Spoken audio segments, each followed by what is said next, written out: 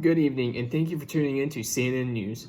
My name is Aiden, and in today's segment, we'll be discussing the controversial topic of co-sleeping with infants and analyzing the arguments from both sides of the spectrum. Co-sleeping is a common practice that occurs within many cultures around the world. In most Asian countries and Pacific Islander communities, it would not be uncommon to find parents bed sharing with their infants. In Western countries such as the United States, bed sharing is less common and also seemingly more dangerous. Sudden infant death syndrome, known as SIDS, is when an infant suddenly dies away due to unforeseen circumstances.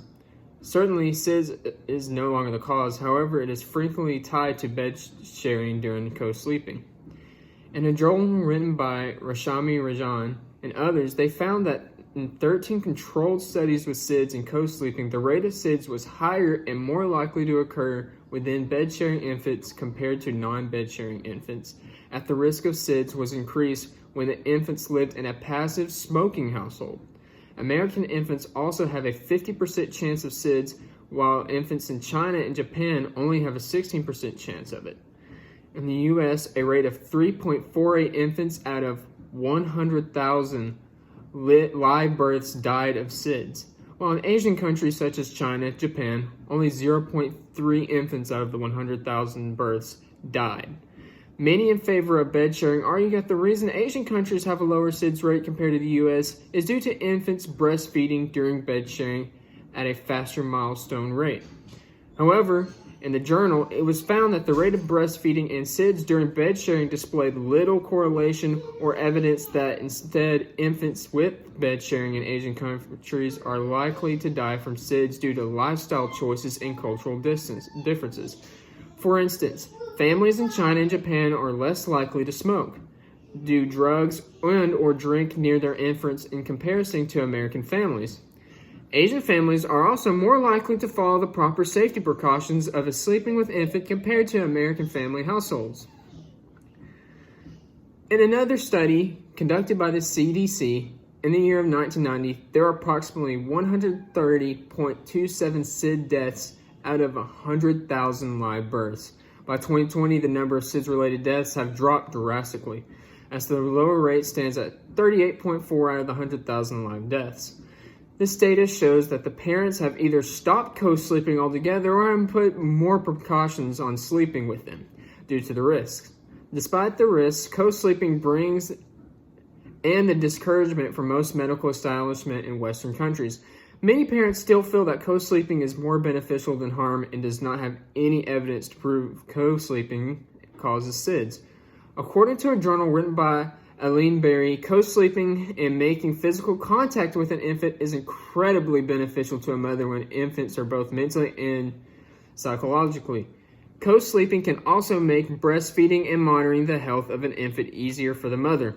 Although there are positive outcomes of co-sleeping, Berry also cites multiple sources, such as a study done by James McKenna, showing that even if the infant does not die of SIDS during co-sleeping, they will likely have pediatric sleep disturbances from infancy throughout the later years. So as you can see, co-sleeping is a very complex topic, and it spans throughout different cultures, parenting styles, and lifestyle choices. While most co-sleeping as a risk they are not willing to take, many will still view co-sleeping as beneficial to both the infant and the mother. We here at CNN News have decided to send out reporters to review local members of the community, see what they have to say about this controversial topic. Back to you.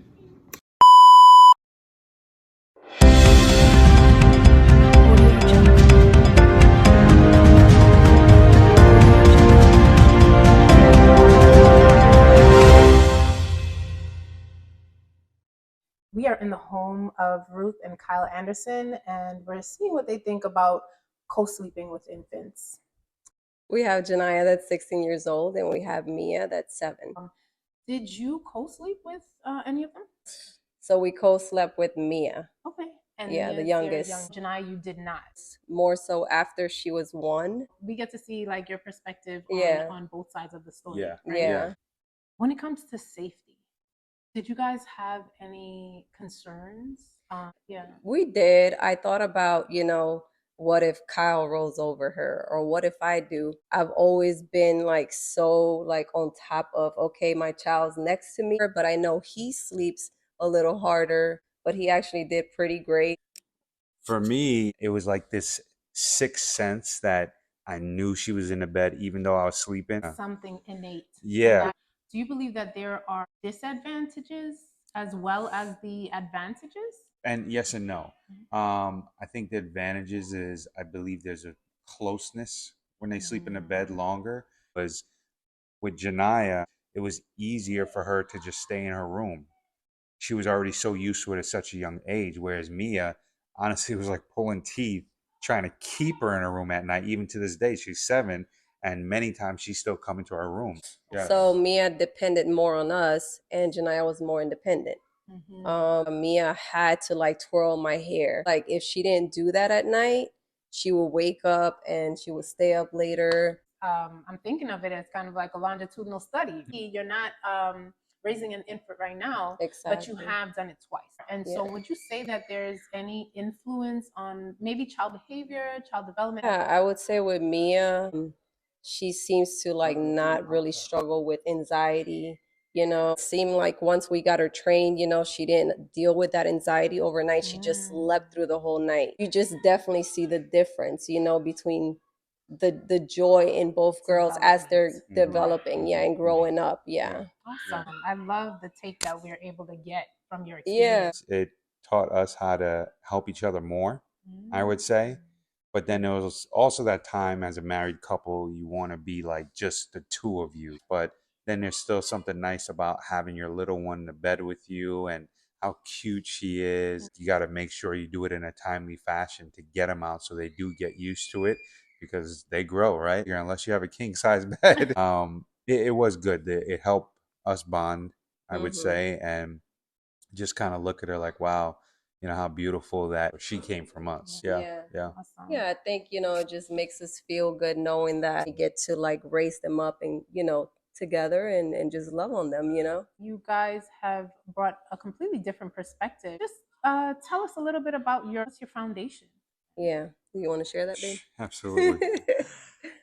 For us, it's really simple. Is we keep Christ in the center of our relationship and everything that we do, and we have something above us to follow. So it really gives us true direction, and it's really brought us closer. So Yeah. Wow. Thank you for letting us in your home and letting us into your thoughts. CCN, there you have it from Port St. Lucie. I'm Kim Thomas on co-sleeping with infants. Okay, so are you a parent? And if so, how many children do you have? I am a parent and I have 2 children, ages 12 and 1.5. And did you co-sleep with any of your children when they were infants? I co-slept with both of my children. And do you think co-sleeping is safe or dangerous? I think that it does have some dangers, like rolling over on your child, perhaps when they're really small.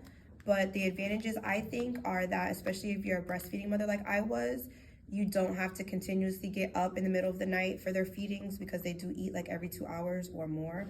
Also, you create and keep that bond that you have with your child. And I feel like both of my children are very close to me still because they both slept with me in the bed.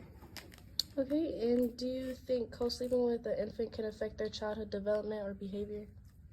I think there's a possibility if they co-sleep for too long. I think that about around the year age, they should be a little bit more independent, especially if they have their own room. They should be in their own crib or in their own bed. Currently, my daughter is about 1.5 years, and she's still in the bed, and it's starting to become an issue because she is a little bit too attached, and she doesn't view her room as her own room and her own space. She views my room as her room still. So she follows me a lot more and stuff like that, and she's not as independent, I think, if she was in her own room from the beginning. Okay, and the final one is, do you think co-sleeping can affect the relationship between parents or partners? Parents, yes, because there is a child in between you constantly, and that can get in the way of, spending quality time with your partner. but I think that the benefits outweigh that because the baby is only going to be a baby for so long, and then you have your bed back to yourself. Are you a parent, and if so, how many children do you have? I am a parent, and I only have one child. All right, and how old is your child now? My child is 13. All right, and then did you co-sleep with your child? Yes, I did. All right. When did you start co-sleeping? From when she was an infant. I've had her, she's never slept in a crib. She was in my arms till she was about 8 years old. All right. Do you think co-sleeping is considered safe or dangerous? It's safe. Well, the parent feels safer, but the dangerous side is you can smother your child if you happen to roll over. You don't know what's going on. You can harm your baby. All right. Do you think there are more advantages or disadvantages when it comes to co-sleeping? I think there's way more advantages because the bonding and the baby or a toddler is more in tune with the parent. There's just a bonding experience that happens while you're sleeping together. All right. Since you did say that, do you consider yourself more closer to your daughter than the mother is due to co-sleeping? No, I think we both share the same bond with our child. All right. Do you think co-sleeping did affect the relationship, like in a positive way or a negative way when growing up? Yes, it can affect the relationship in a negative way sometimes, but the reality of it is that time goes by so quick, and then your relationship comes back around full circle and gets repaired on its own. All right. Thanks for the interview. Thank you.